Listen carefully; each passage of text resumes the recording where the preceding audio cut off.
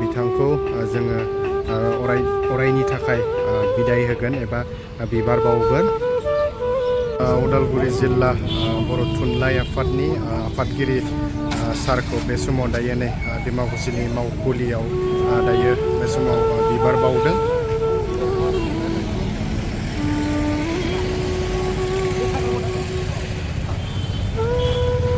सारनि जिउमाया सोरगोआव जाहाथे आलो गोजोनै जायगा मोनो।